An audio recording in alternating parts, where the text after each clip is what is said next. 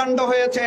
2006 সালের লগি বৈঠার মাধ্যমে যে হত্যা, লাশের উপরে যে নৃত্য করা, সেই নৃত্য করাকেও গত 9 তারিখে মিডফোর্ডের সামনে যুব দলের এক নেতা তার আর এক গ্রুপের সদস্যকে পাথর দিয়ে শরীর এবং মাথা থেতলে থেতলে তার লাশের উপরে নৃত্য করার দৃশ্য 2006 সালের 28 অক্টোবরের দৃশ্যকেও হার মানিয়েছে।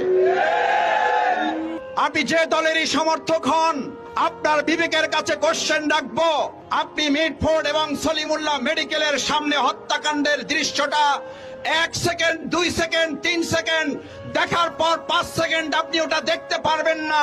ওটা একবার দেখার পর আপনি স্বাভাবিক থাকতে পারবেন না।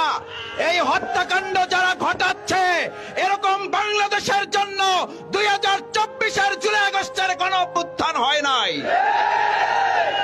বিএনপি ক্ষমতা আসলে না, আওয়ামী লীগের চাইতে ডাবল দুঃশাসন দিবে। লিখে দেখেন ক্ষমতা আসলে কি করবে সেটা দেখেন। জনগণ দেশ ওদের মাথায় নাই, ওদের মাথায় আছে ক্ষমতা। ক্ষমতা কেমনে ক্ষমতায় যাবে? ডিসেম্বরে নির্বাচন হবে, বিএনপি এমপি নমিনেশন বেচবে, মেলা বাণিজ্য হবে, তারপর টেকা টুকা ছড়াই ইলেকশন করবে, সরকার গঠন করবে, বিরোধী দল হবে আওয়ামী লীগ। বলি কিছুই বদলাবে না, যা ছিল আগের মতো তাই থাকবে। আর একটা বিএনপি শাসন পাবো, ঠিক আওয়ামী লীগের মতো শাসন।